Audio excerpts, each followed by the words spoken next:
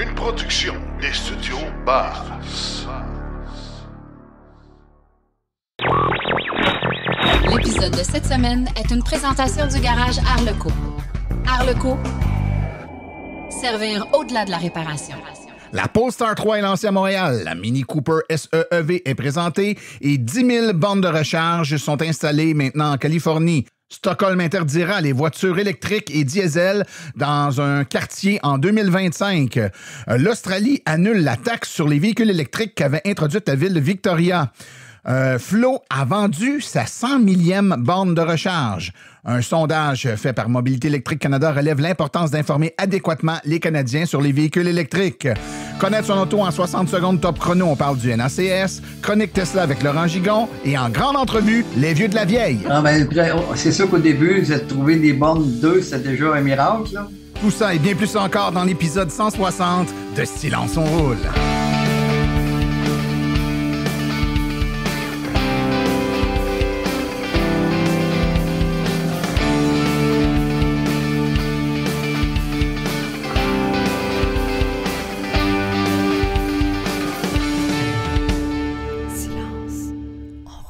Bonjour tout le monde, mon nom est Martin Archambault et c'est avec passion et plaisir que j'anime Silence on roule, le balado dédié 100% au transport électrique.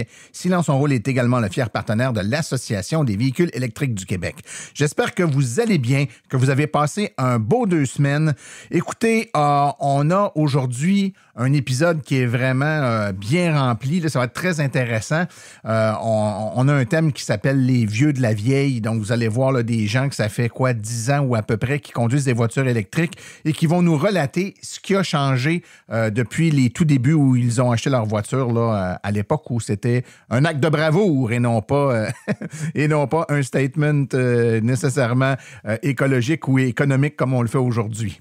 Dans un autre ordre d'idée, la semaine dernière, c'était une journée spéciale chez Polestar et on a dépêché notre chroniqueur et ami Sébastien Côté. Bonjour Sébastien. Bonjour Martin.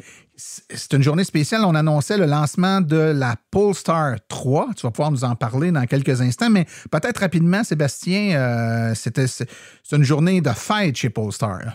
Oui, c'est un grand lancement. Première expérience pour moi au Cirque Éloise, là, dans une salle avec des spectacles, de la musique et les bouchées et tout ça. Donc, vraiment grandiose avec le chef de Polestar Canada, chef marketing qui était là pour présenter le véhicule, puis une belle annonce, une belle présentation. Et justement, parle-nous donc de cette Polestar 3-là. C'est un SUV?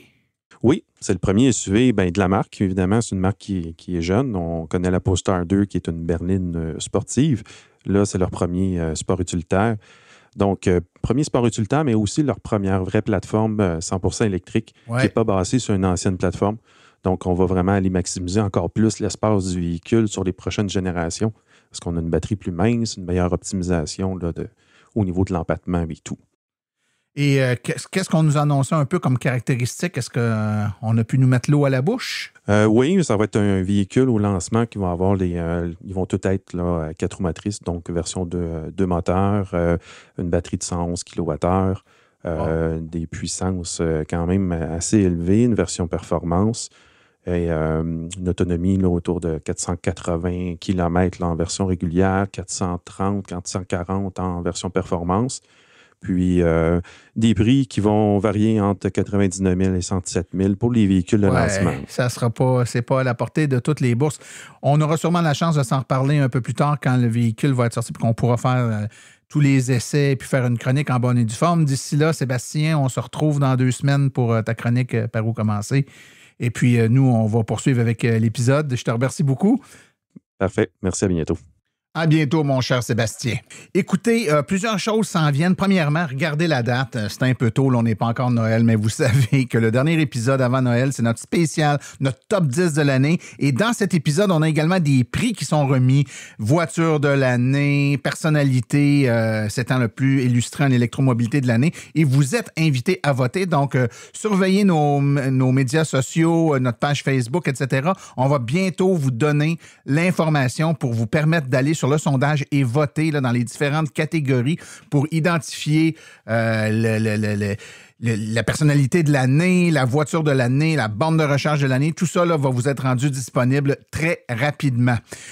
Également, on vous dit souvent de vous abonner à Silence on roule. C'est important si vous voulez rien manquer. En fait, c'est qu'il y a des épisodes inédits, des hors-séries et certains épisodes inédits qui sont envoyés uniquement à ceux qui sont abonnés. On les met pas sur le site web, soit de l'AVEC ou de Silence on roule. Vous devez vraiment être abonné. Il y a des gens qui sont abonnés avec Apple, avec Google, avec Spotify, etc. Pas de problème. Choisissez celui qui vous convient le mieux, mais sachez que Google Podcast va bientôt être discontinué. Là, Google a annoncé la fin de Google Podcast pour dans quelques mois. Donc, si vous nous suivez via Google Podcast, je vous suggère fortement de vous abonner via un autre agrégateur de podcast, que ce soit Spotify. Je pense que c'est peut-être le plus populaire. C'est gratuit de toute façon. Vous installez l'application puis vous vous abonnez au podcast Silence on roule. Si vous allez au abonnement.silenceonroule.com, toute la démarche pas à pas vous est donnée pour vous abonner à notre podcast si ce n'est déjà fait. Alors, sans plus tarder, je vous propose tout de suite d'aller écouter les actualités dans le monde de l'électromobilité. Vous voulez des produits qui permettront d'augmenter la valeur de revente de votre véhicule? Chez Précision PPF Vitres teintées, nous sommes à votre service depuis 2015. Nos maîtres installateurs sont tous certifiés et ont plus de 17 ans d'expérience dans le domaine. Nous offrons un service de qualité inégalé quant à la protection par pierre, les soins nanocéramiques ainsi que les vitres teintées. Notre pellicule par pierre ultra résistante est invisible et conservera l'intégrité de votre véhicule tout en prévenant la rouille et en protégeant la peinture contre les débris de la route. Notre traitement nanocéramique possède un puissant effet hydrofuge et il préserve l'éclat et la brillance de votre peinture pour en faciliter l'entretien. Que ce soit pour votre voiture, votre résidence ou votre commerce, Précision PPF Vitres teintées est là pour vous offrir la multitude d'avantages qu'offre la teinte de vitre. Venez nous rencontrer au 1970 Boulevard des Laurentides à Laval. Appelez-nous au 450-490-4488 ou encore venez visiter notre page Facebook Précision PPF Vitres teintées. Nous comblerons vos exigences tout en vous offrant la qualité que vous recherchez. Les actualités sont une présentation de Bourgeois Chevrolet, le spécialiste du véhicule électrique au Canada. Contactez-nous au bourgeoischevrolet.com ou au 450-834-2585.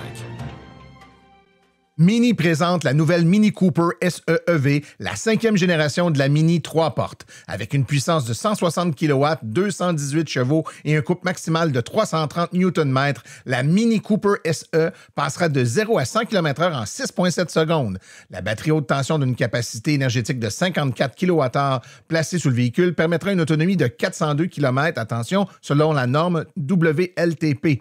La dynamique de conduite est basée sur une largeur entièrement augmentée ainsi qu'un empattement légèrement plus large. Avec une charge rapide en courant continu jusqu'à 95 kW, 30 minutes suffiront pour recharger la batterie de 10 à 80 %. Le client peut optimiser le processus de recharge à tout moment grâce à des paramètres faciles à comprendre et les visualiser facilement via l'application Mini. Des politiciens et des responsables californiens se sont récemment réunis dans un centre commercial d'Union City, le site du nouveau centre de recharge rapide EVgo, pour célébrer l'objectif de l'État qui était de déployer 10 000 bornes de recharge rapide avant la date prévue. La California Energy Commission, la CEC, est l'organisme de l'État qui soutient la construction d'infrastructures de recharge. Dans le cadre de son programme de transport propre, la CEC a investi dans plusieurs programmes qui offrent du financement et des incitatifs aux entreprises pour qu'elles déploient des bornes de recharge rapide. Les bornes de recharge nouvellement déployées à Union City ont été financées par la California Electric Vehicle Infrastructure Project, qui a fourni plus de 223 millions de dollars américains depuis 2017 pour financer les bornes rapides et niveau 2. Elles seront accessibles partout dans la Californie. La législature de l'État a récemment adopté un projet de loi qui devrait continuer à financer les programmes pendant d'autres décennies. L'interdiction des voitures à essence et diesel dans un quartier commercial du centre-ville de Stockholm en 2025 sera une première pour une capitale européenne, a déclaré jeudi le responsable de la ville. L'interdiction entrera en vigueur dans la zone qui comporte 20 pâtés de maisons, de magasins et d'allées piétonnières et quelques résidences afin de réduire la pollution ainsi que le bruit. Et finalement, encourager l'utilisation des véhicules électriques, a déclaré Lars Strömgren, membre du conseil municipal des Verts et responsable des transports de la capitale suédoise.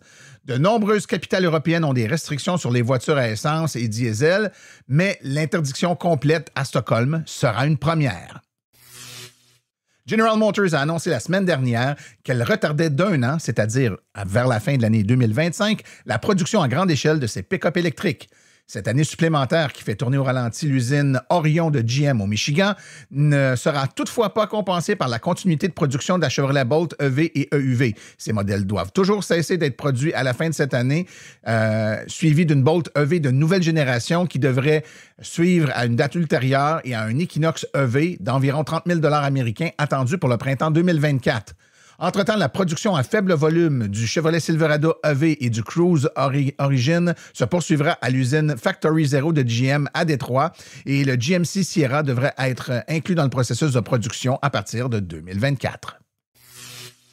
La plus haute juridiction australienne a annulé une taxe sur les véhicules électriques imposée par l'État de Victoria dans une affaire qui pourrait rendre plus difficile pour d'autres États de poursuivre une législation similaire.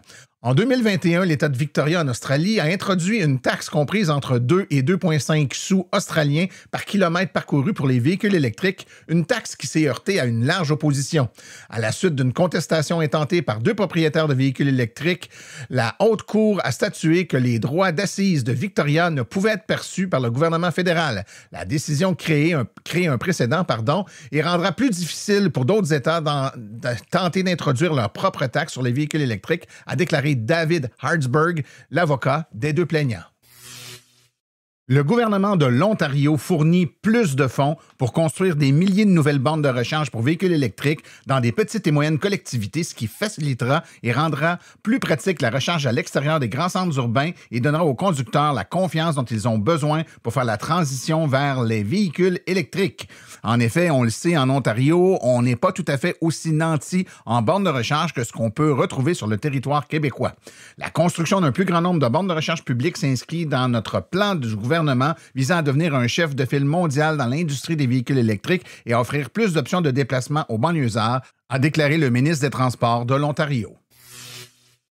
Flow, le fournisseur du réseau et de recharge pour véhicules électriques, est une solution de recharge intelligente de premier plan en Amérique du Nord et cette dernière vient de vendre sa 100 millième borne de recharge. Cette annonce arrive au moment de croissance très important pour Flow et l'ensemble de l'industrie de recharge pour véhicules électriques subit également une très grande croissance. Cette dernière est attribuable à la demande grandissante pour les véhicules électriques et l'engagement de Flow envers une infrastructure de recharge plus robuste et plus fiable partout en Amérique du Nord. Finalement, un sondage réalisé à la demande de Mobilité électrique Canada qui a été diffusé cette semaine relève à quel point les Canadiens, et c'est un sondage canadien non pas québécois, les Canadiens connaissent peu, connaissent mal tout l'univers, l'environnement du véhicule électrique. En effet, le sondage a demandé aux participants de partout au Canada quels étaient leurs intérêts, leurs intentions face à l'acquisition d'un véhicule hybride branchable ou tout électrique. La mesure a donné des résultats relativement bas pour l'ensemble du Canada. Au cours du sondage, on leur a posé plein de questions sur l'autonomie des véhicules actuels, le coût réel de ces véhicules-là, etc. Donc, plein de questions sur lesquelles on les sondait. Et à la fin de chacune des questions, évidemment, la grande majorité des gens répondaient les mauvaises réponses. On leur donnait la bonne réponse. Donc, c'était un sondage, mais à la fois une façon d'éduquer les Canadiens sur la réalité du véhicule électrique. Et à la fin du sondage, on leur repose la même question sur leur intention d'achat d'un véhicule électrique. Et il y a une augmentation de 20% des intentions d'achat. Comme quoi, il est encore très important de faire de l'information et de l'éducation sur les véhicules électriques.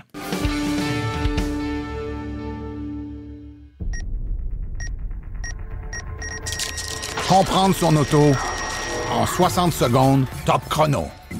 Une question qui revient de plus en plus souvent et surtout dernièrement avec les annonces, c'est est-ce que je devrais attendre avant d'acheter ma voiture électrique? Je veux m'acheter une voiture Chevrolet ou une voiture Ford, mais j'ai entendu dire que le standard de port de recharge va changer. J'ai peur d'être pris avec l'ancien standard de port de recharge. Eh bien, sachez que malgré tous les avantages qu'on puisse donner au port de recharge NACS, le port Tesla qui sera intégré sur les nouvelles voitures GM et Ford, sachez ce changement va se faire au cours de plusieurs années. Il y a des milliers, voire des millions d'Amérique du Nord de voitures qui ont le standard de recharge CCS et le changement de CCS vers NACS va se faire sur de nombreuses années. Donc, si vous achetez aujourd'hui une voiture et que cette voiture n'a pas le nouveau standard NACS, vous serez quand même bon pour vous charger sur la très vaste majorité des bornes et ce pour encore de nombreuses années, après quoi vous utiliserez simplement un adaptateur et le tour sera joué.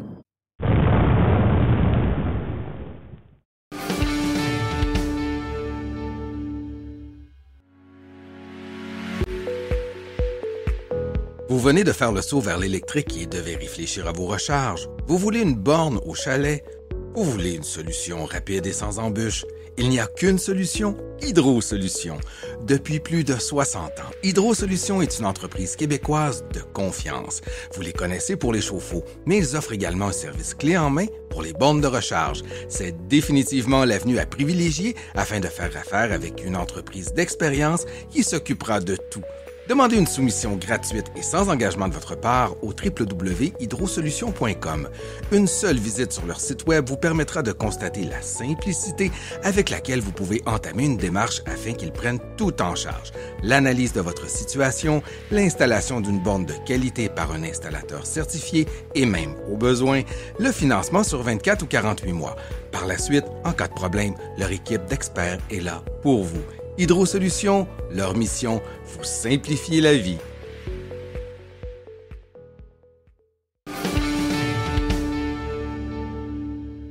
Vous vous apprêtez à écouter une entrevue sur les vieux de la vieille, ceux qui étaient là au tout début de l'électromobilité. J'ai fait une entrevue avec plusieurs électromobilistes de longue date. Une entrevue qui, au total, dure plus d'1 heure. Évidemment, dans le cadre de la grande entrevue ici aujourd'hui, on vous a fait un condensé d'une vingtaine de minutes, mais nos abonnés, et si vous ne l'êtes pas, abonnement.silenceonroule.com, c'est gratuit.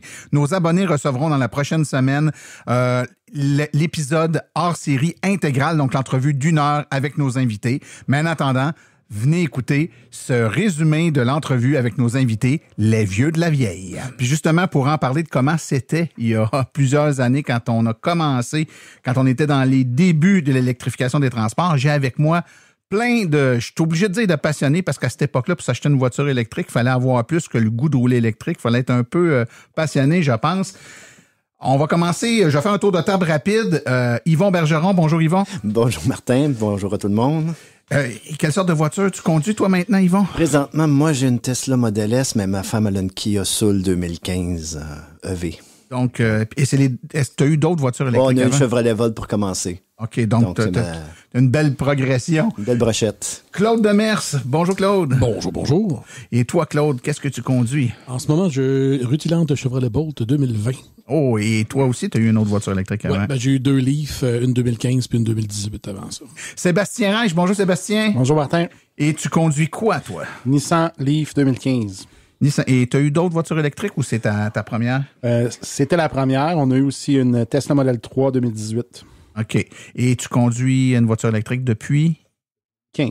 Depuis 2015. OK. Et à distance, on a également avec nous Julie Gagnon. Bonjour, Julie. Bonjour, Martin. Et toi, tu conduis quelle voiture électrique et depuis quand tu conduis une voiture électrique? J'ai eu une Nissan Leaf à partir de 2015 dont je me suis débarrassée récemment en attente d'une Bolt, mais en attendant, là, j'ai une Chevrolet Volt 2017. On a également Gontran Drouin. Bonjour, Gontran, comment ça va? Bonjour, mon ami. Écoute, alors, moi, j'ai une Tesla 3 2019 présentement et j'ai eu 2 autres véhicules électriques à compter de 2012. Juin 2012, j'ai été le premier à Québec. Je suis même passé à Radio-Canada. C'était une Mitsubishi i-MiEV, les mêmes qui ont été utilisés par Hydro-Québec pour les tests de voir si ça allait résister à l'hiver. Finalement, le dernier, mais non le moindre, David Sylvestre. Bonsoir, David, ça va bien? Bonjour, Martin. Oui, ça va bien, merci. Et tu conduis quoi, toi, depuis combien de temps? Je conduis une Nissan Leaf depuis juillet 2014. C'est le seul véhicule électrique que j'ai possédé jusqu'à maintenant. Et tu l'as encore. Tu es un de ceux qui a gardé sa Leaf longtemps. Évidemment, vous nous avez fait le portrait de ce que vous avez ou avez eu comme voiture électrique, puis depuis quand vous l'avez. Donc, ça fait longtemps. On va commencer par ça fait longtemps.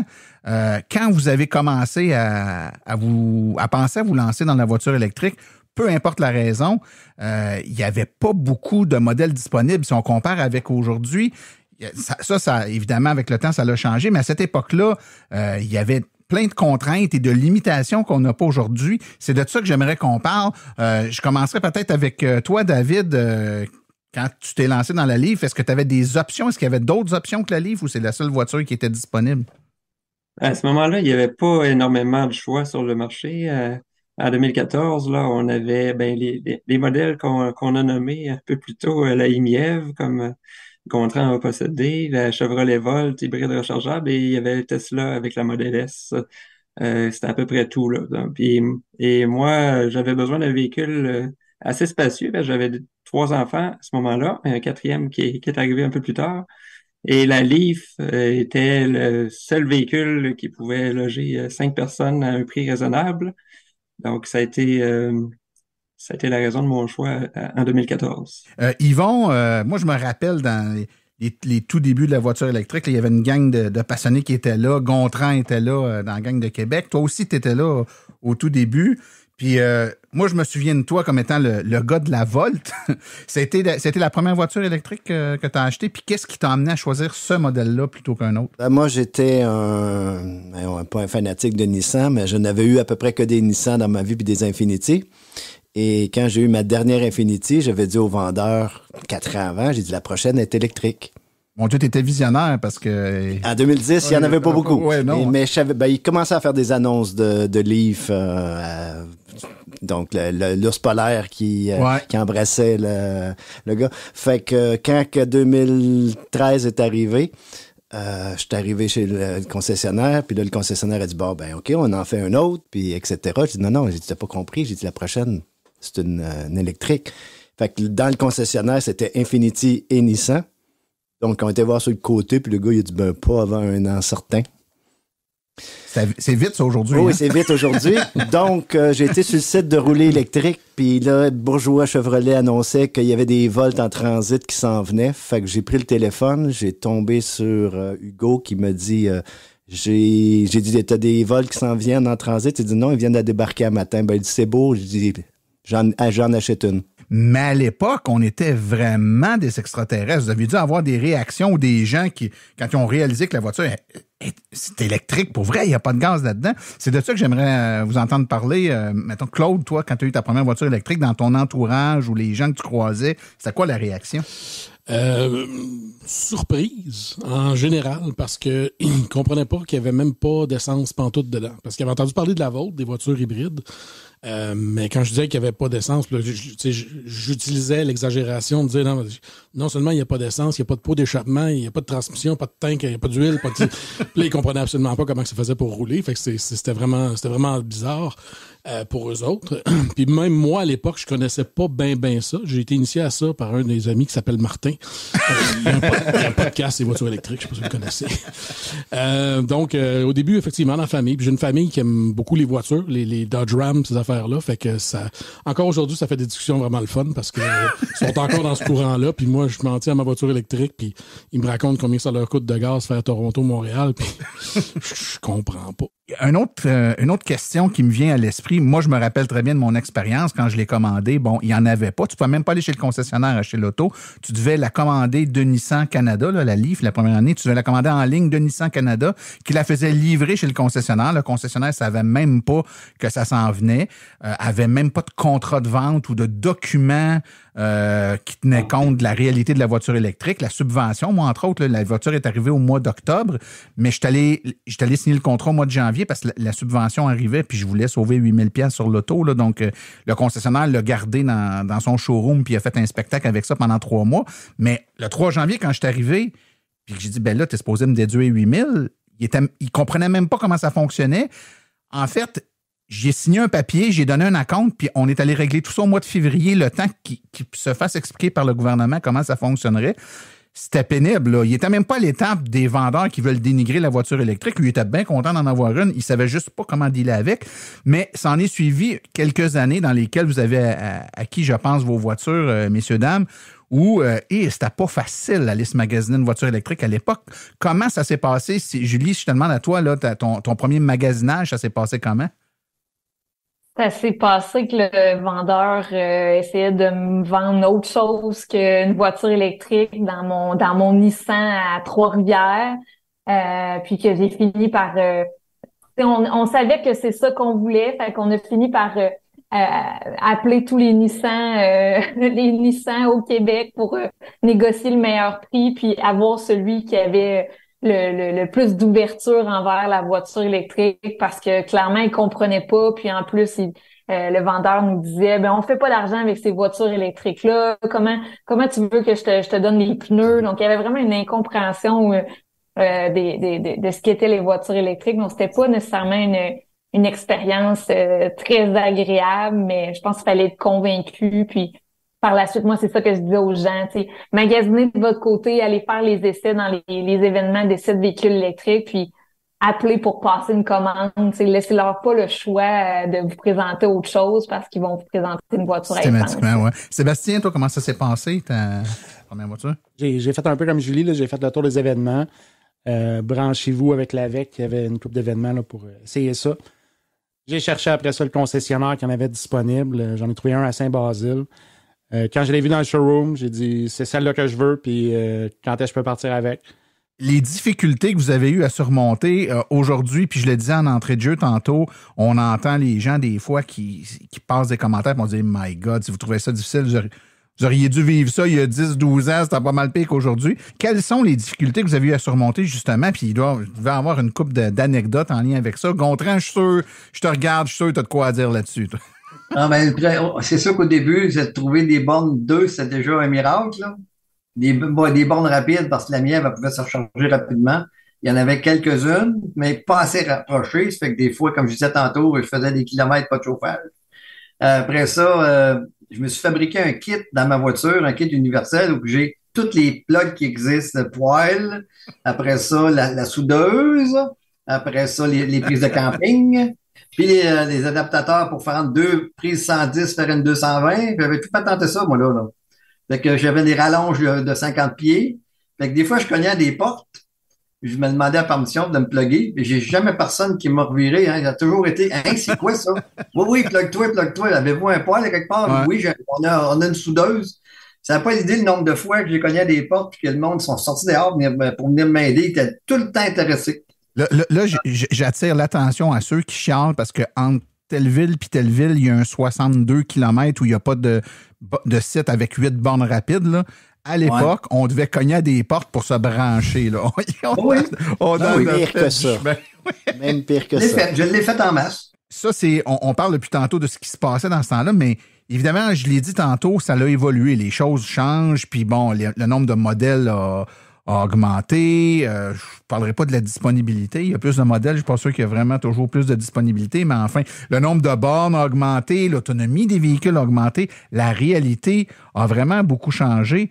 Aujourd'hui, c'est quoi votre vision de où on est rendu là, par rapport à où c'était avant? Quel est votre feeling, votre ressenti par rapport à comment quelqu'un qui s'achète une voiture électrique neuve aujourd'hui, l'expérience qu'il vit versus ce que vous avez vécu dans le temps, Yvon? Moi, je peux te dire, Martin, je sais pas si tu t'en rappelles, mais j'ai quasiment fait sauter les 2/3 des BRCC du Québec dans la même journée. Le 2/3, mais il n'y en avait pas beaucoup à l'époque. Il y en avait 3. Hein? Je suis parti sur un road trip en Kia Soul, prêté par Kia, parce qu'il n'y en avait aucune au Québec encore. Fait que c'était dans le mandat qu'on avait à l'AVEC d'essayer des voitures puis de faire des vidéos là-dessus. Fait qu'un soir à 7h le soir, au mois de décembre 2014, je pars pour aller à Trois-Rivières, Cap-de-Madeleine. Et j'arrive là, à vide, et la Kia avait un problème. Elle faisait sauter les bornes de AdEnergie. Fait que après quelques heures de discussion avec le circuit électrique, on est venu à rejoindre quelqu'un de AdEnergie qui a dit branche-toi sur le niveau 2 puis rentre-toi à la deuxième borne qu'on a à Masquinongé. Fait non, tu comprends pas, il est 1h du matin, là. Si je me rends à Masquinongé, je m'éloigne de chez nous. Et si je la saute aussi, je vais avoir sauté les 2/3 des bornes parce que l'autre était à Boucherville, la démo qu'il y avait au début. Fait que je me suis rechargé sur le niveau 2 pendant 2 heures de temps pour me rendre jusqu'à Nicolet, pour me rendre après ça chez nous à 7h30 du matin. Par rapport aux au nombre de bornes qui a augmenté depuis le temps, ben moi aussi, je me questionnais à l'achat de ma livre si c'était utile d'avoir un port de recharge rapide, parce que ça a pris quand même plusieurs années avant qu'il y en ait dans l'Est du Québec. Quand c'est arrivé, par contre, on a eu la chance d'avoir un projet régional qui a permis d'avoir des bornes rapides tout le tour de la péninsule. Donc, ça a été vraiment tout un changement. Je me rappelle la première fois que je suis allé à Québec à partir de la baie des Chaleurs. Je me suis rendu dans la même journée, mais ça a été de peine et de misère. Et puis maintenant, je peux me rendre facilement, même avec le même véhicule, qui n'a pas plus d'autonomie, même un peu moins d'autonomie qu'à l'origine. Et je me rends 2 fois plus rapidement là, grâce aux bornes rapides. Moi, ce que j'ai envie d'entendre, Gontran, et je suis sûr que tu vas réagir à ça, ayant à peu près tout vu avec le temps que ça affecte ta voiture, puis ayant passé à travers... tu sais, souvent, je me rappelle d'avoir fait une conférence avec toi d'ailleurs sur le sujet où on parlait de comment ça s'était au début dans un salon. Je sais pas si tu te rappelles, on avait improvisé une conférence, toi puis moi. On était des Daniel Boone, là, tu sais, je veux dire, on tapait à trail.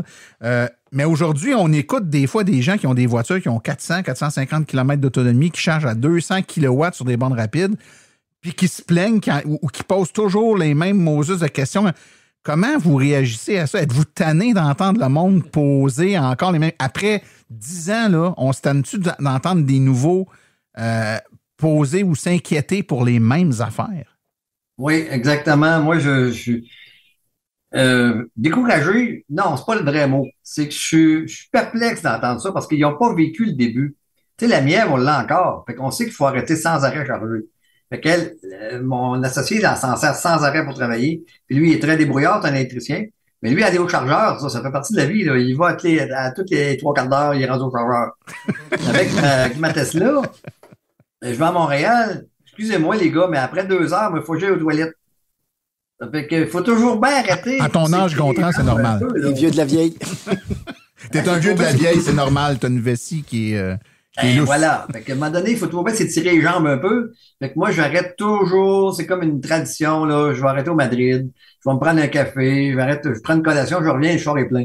Fait que c'est pas compliqué. Mais quand j'arrive à Montréal, ben, je me stresse pas. Je fais toutes mes commissions. Puis je suis toujours chargé presque aux essieux, moi, quand je me promène. Fait que quand tu rajoutes mes 1500 livres d'équipement dans l'auto, puis que je roule 120, excusez, là, mais l'autonomie, elle vient de débarquer, là. Ça fait que faut arrêter. Je pense que c'est toute personne qui va changer vers un nouveau mode de transport ou de vie ou quoi que ce soit.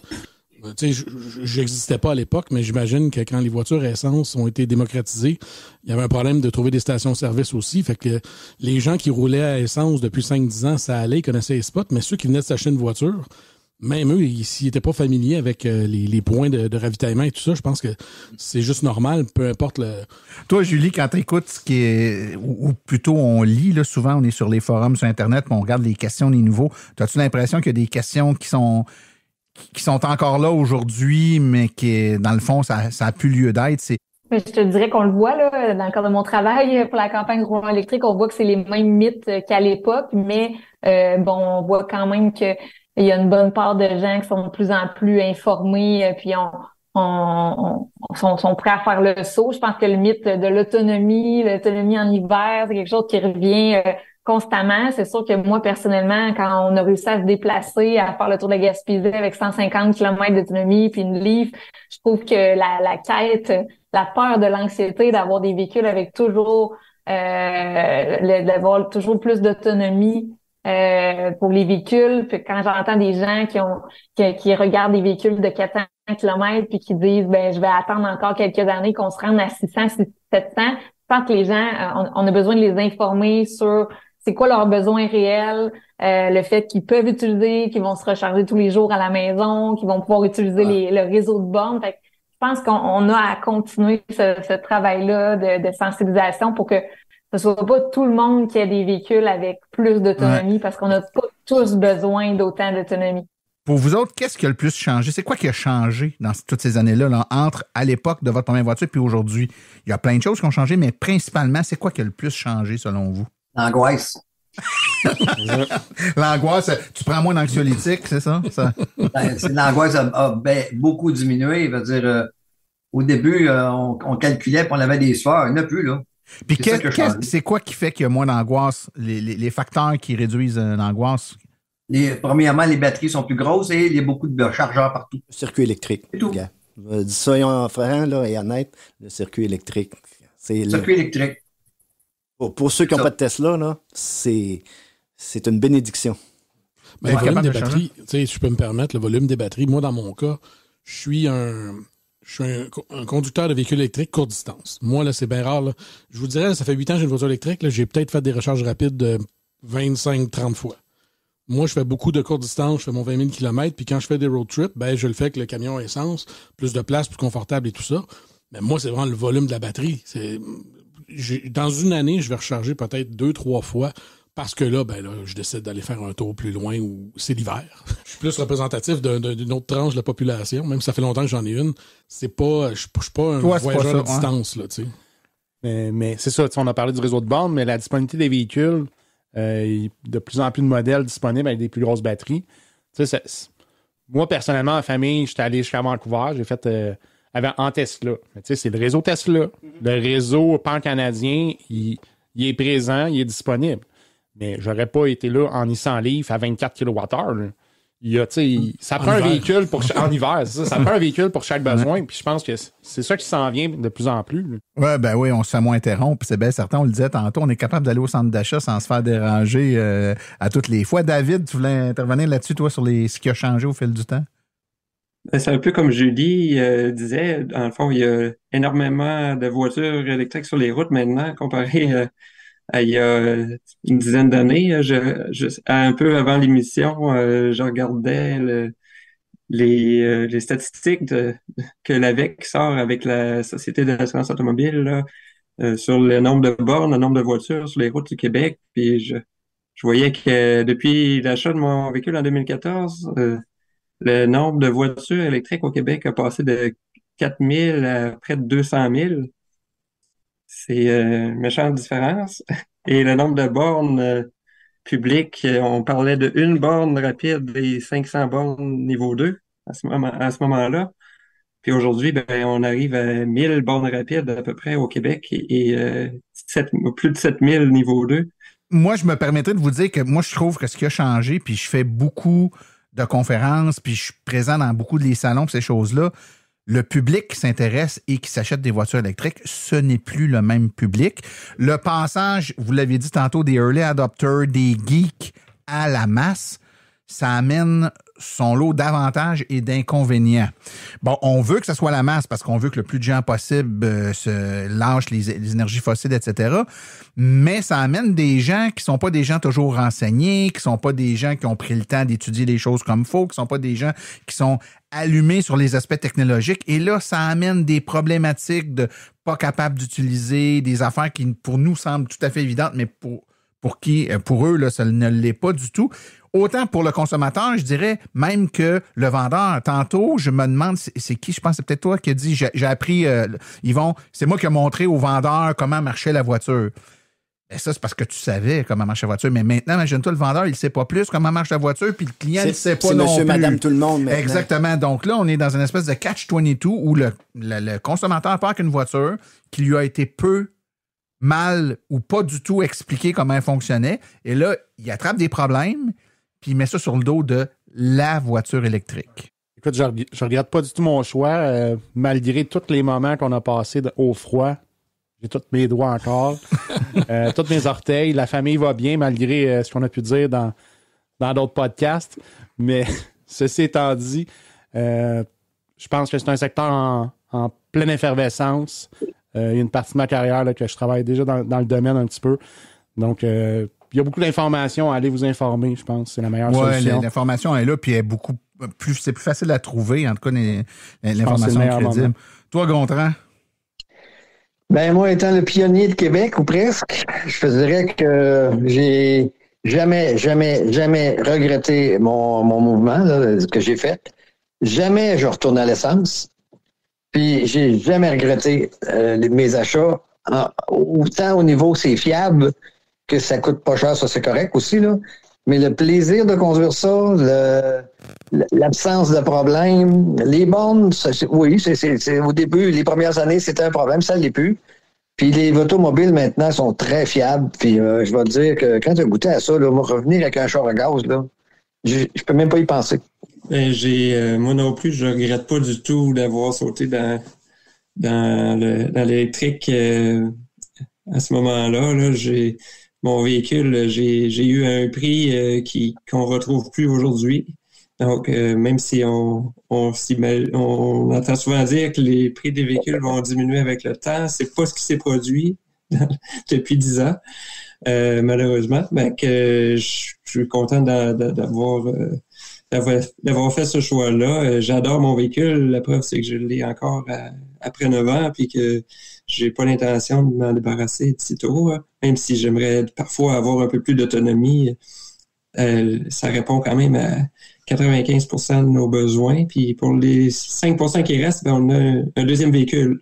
Vous, M. Demers, vous avez été amené dans le côté sombre de la force par un sinistre individu. Regrettez-vous à la fois cette amitié et le choix que vous avez fait de vous en aller dans l'électrique? Oh, aucun des deux, non. Effectivement, comme Gontran disait, en partant, le plaisir de conduire, c'est la conduite électrique, c'est complètement différent. Je m'attendais pas à ça, parce que moi aussi, j'ai acheté une voiture sans l'avoir essayé. Tu m'as jamais voulu faire essayer la tienne. Ben oui. Je te comprends, je connais ma réputation. Je la fais essayer 2 fois par semaine dans des inconnus, puis toi, j'aurais pas voulu. Non, mais c'est ça, aucun regret. Surtout, je pense qu'aujourd'hui, oui, c'est sûr qu'après, moi, ça fait 8 ans.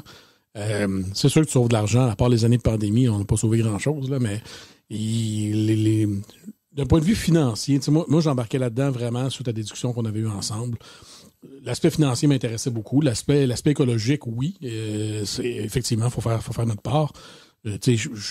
Par contre, je me positionne toujours en tant qu'individu, si je prends une voiture essence ou pas, l'impact que moi je vais avoir, mais le move que j'ai fait, je le regrette pas du tout. Puis aujourd'hui, avec les voitures, l'autonomie qu'ils ont, le réseau de recharge, moi, je pense que facilement, 75 à 80% de la population au Québec a 2 véhicules dans l'entrée, peut facilement en avoir une électrique. Je vois mal, à moins que les 2 soient représentants sur la route tout le temps, qui tirent une remorque, puis je sais pas, là, j'essaye même de me forcer à trouver 20% de monde qui pourrait pas avoir plus qu'une voiture électrique, là. Mais non, aucun regret, puis c'est sûr certain que je regarde vers la prochaine déjà. Yvon? Moi non plus, je regrette absolument rien. C'est sûr que moi, ma femme, elle a embarqué aussi à 100 000 à l'heure là-dedans. Fait que 100% électrique toutes les deux dès qu'il y en avait disponible. Puis je dois aussi avouer que j'ai tordu un peu des bras. J'avais 40 employés. Puis ceux qui disaient, là, les autos électriques, ça coûte cher. Je dis, si t'as pas les moyens de... Je dis, si tu veux une augmentation de salaire, commence par diminuer tes coûts. Fait que j'avais 80% de mes employés qui ont acheté des véhicules électriques. Fait que ça a été très amusant aussi comme passage. C'est sûr que le bon vieux temps, c'était le bon vieux temps, là, mais non, je regrette absolument rien. David, en Gaspésie, les grands espaces, l'air froid, on s'achète un auto électrique qui a 100 quelques kilomètres d'autonomie, avec des enfants et tout le kit, ça a bien passé au conseil de famille? Oui, mais ma conjointe, elle savait que j'ai été très intéressé par l'auto électrique depuis longtemps, donc ça l'a pas surprise. Puis elle a embarqué dans le projet. Par contre, elle a vécu plus de mauvaises expériences que moi. Elle a tombé en panne une fois, en hiver justement. Manque d'autonomie, mais c'était arrivé une seule fois. Donc, elle était un peu plus cognitive que moi de ce côté-là. Moi, j'aime ça planifier, calculer, et puis ça me dérange pas de prendre des chances un peu sur d'étirer mon autonomie. Mais c'est sûr que c'est pas tout le monde qui est prêt à faire ça. On a été, je pense, puis des fois, on est bon pour se garrocher des pots, mais il faut se garrocher aussi des fleurs. On a été des vecteurs de changement. Quand les gens nous arrêtent dans la rue pour garder notre auto, c'est parce que ce qu'on vient de faire, c'est quelque chose d'inhabituel, c'est quelque chose d'atypique qui attire l'attention parce que c'est nouveau. Mais ce nouveau-là, vous l'avez tous dit, ça devient la norme, c'est moins spécial. Mais c'est normal, mais ça ne l'était pas dans le temps. Ça prend un certain courage pour faire ça. Puis moi, je nous salue globalement le courage qu'on a eu de le faire à une époque où quand on le faisait, les gens nous disaient « Ah ouais, un auto électrique. » Tu sais, les gens reculent de 2 pas. T'es-tu sérieux? Alors qu'aujourd'hui, Les gens, quand tu leur dis que tu as un auto électrique, où est-ce que tu l'as pris? Ça fait 2 ans que je suis sur une liste d'attente. Ouais, ça a bien changé. Hein, même si c'est pas le même courage qu'il y a 10 ans, parce qu'aujourd'hui, il y a des bornes, puis les voitures ont de l'autonomie, ben, de faire le geste, de se renseigner, d'en essayer une, de voir, de constater qu'effectivement, ça convient à nos besoins, puis de faire le changement. Mais c'est toutes ces petites graines-là qui font que peut-être plus tard, nos enfants, nos petits-enfants nous diront ben merci d'avoir été un vecteur de changement.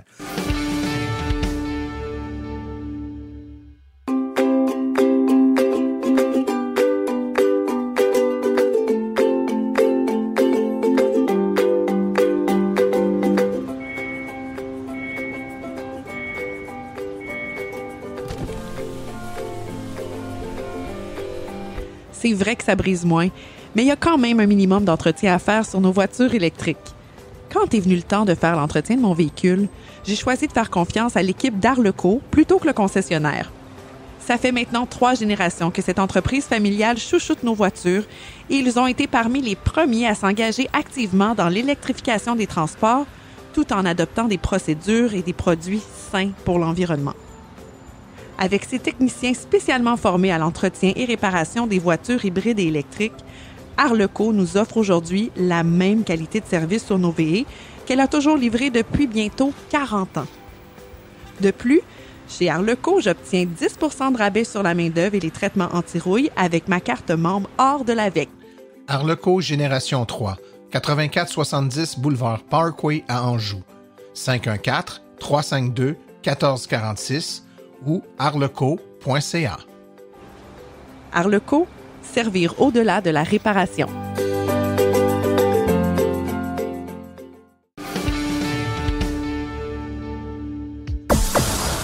La Chronique Tesla est une présentation de Fizz Électrique, votre seul arrêt pour tous vos projets stratégie d'infrastructure électrique. Fizz Électrique, membre de la CEMEC. 418-836-8661 ou fize.ca. How do you plan a business where you know, the rocket business, you know some of these things are going to blow up on the launch pad? How does the business plan work? I don't really have a business plan. Chronique Tesla avec Laurent Gigon. Tesla a dévoilé le 18 octobre dernier ses résultats pour le 3e trimestre. Ils sont inférieurs aux attentes des analystes. Tesla a enregistré une baisse de son revenu net au 3e trimestre par rapport à l'année précédente, attribuable en partie à des réductions de prix favorisant la croissance des ventes mais en diminuant les marges bénéficiaires, et au coût de production de ces nouvelles usines qui restent plus élevés que sur ses anciens sites de fabrication. On note une augmentation de 27% des livraisons de véhicules électriques par rapport à l'année dernière. Tesla a vendu 435 000 véhicules entre juillet et septembre contre 343 l'année précédente.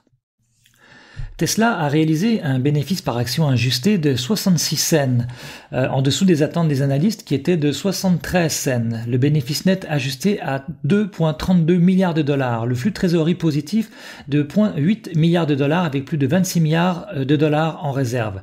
Donc Tesla reste profitable avec des revenus de 23,35 milliards de dollars et dont une marge opérationnelle de 7,6% malgré une baisse des livraisons.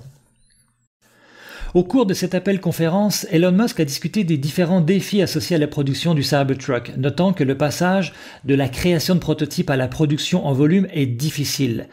Il a estimé qu'il faudrait de 12 à 18 mois pour que le Cybertruck contribue positivement au flux de trésorerie de l'entreprise, avec une production annuelle projetée d'environ 250 000 unités d'ici 2025. Les spécifications du modèle ont été ajustées depuis son annonce et un événement de livraison est prévu le 30 novembre à la Gigafactory du Texas. Une publication anonyme a suscité des spéculations sur le prix du Cybertruck de Tesla, suggérant un prix de 98 990 $ avant l'ajout du coût pour la conduite autonome complète fixé à 7 000 $. Cela a été mis en contraste avec les prix annoncés en 2019 qui étaient nettement plus bas, soit 69 900 $. La fixation des prix pourrait être influencée par différents facteurs tels que la volatilité du marché et la demande élevée avec plus de 1 million de réservations. Le prix exact sera révélé lors de l'événement de lancement prévu donc le 30 novembre prochain. Au cours de cet appel conférence, Tesla a également fourni des mises à jour sur la Model 2, la fameuse voiture à $25 000. Elon Musk a déclaré que cette auto sera plus conventionnelle à produire, visant une efficacité de fabrication inégalée. La Model 2, décrite comme utilitaire, est prévue pour être la voiture la plus produite par Tesla. L'entreprise se concentre sur la réduction des coûts, examinant chaque détail pour économiser, dans le but de la rendre le plus abordable possible. Plusieurs nouvelles fonctionnalités ont été découvertes dans le code source d'une mise à jour logicielle à venir. Cela inclut des frais de congestion pour les superchargeurs, une détection et communication d'objets sur la route, des suggestions d'itinéraires alternatifs dynamiques et une option pour composer automatiquement le 9 à 1 en cas de déploiement de coussins gonflables. Ces fonctionnalités ont été découvertes dans le code décompilé de la mise à jour 2023.38, bien qu'elles nécessitent encore un développement supplémentaire avant d'être rendues disponibles. En 2023, Tesla a remarquablement réduit le nombre de rappels de véhicules, passant de 3,8 millions en 2022 à environ 439 000, et ce chiffre pourrait atteindre environ 550 000 d'ici la fin de l'année. Cette réduction est le résultat d'améliorations sous le contrôle de la qualité et des normes de production.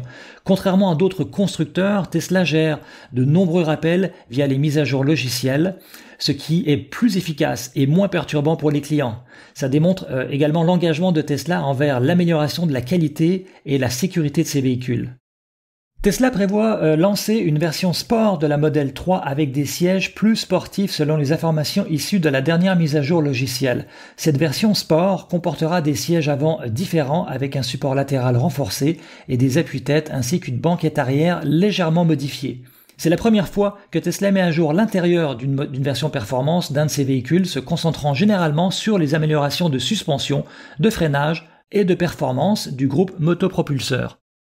Tesla et BP ont signé un accord pour des équipements superchargeurs d'une valeur de $100 millions, marquant la première vente de la technologie de recharge de Tesla à un réseau de recharge tiers. Cet accord permettra à BP d'étendre son réseau de recharge avec l'installation des premiers superchargeurs en 2024 dans des villes américaines telles que Houston, Phoenix, Los Angeles, Chicago et Washington. Les superchargeurs seront également installés dans des dépôts privés pour des clients de flotte de BP. Si vous possédez un modèle Tesla S ou modèle X et que vous avez le superchargement illimité à vie, eh bien vous pouvez le transférer sur votre nouveau modèle S, X ou Y à condition d'avoir la livraison du véhicule avant la fin de l'année. Voilà, merci de m'avoir écouté. Je vous donne rendez-vous pour une prochaine chronique. À très bientôt.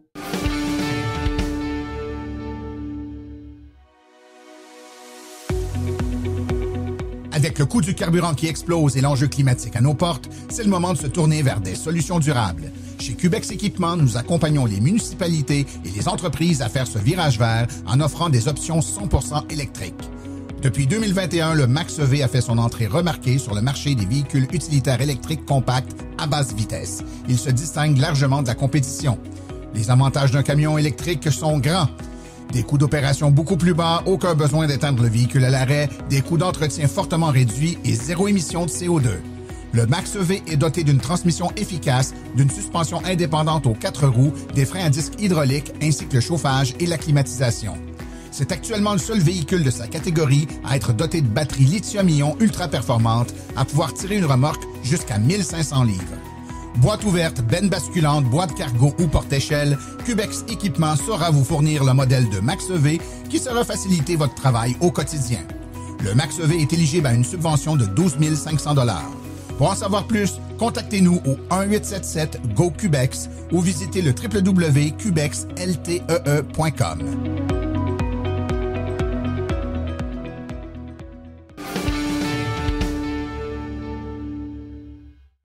Voici les événements à venir dans les prochaines semaines dans le monde de l'électromobilité. Du 28 au 29 octobre, au Centre des foires de Sherbrooke, c'est l'AVEC qui débarque au salon 50 ans et plus de l'Estrie.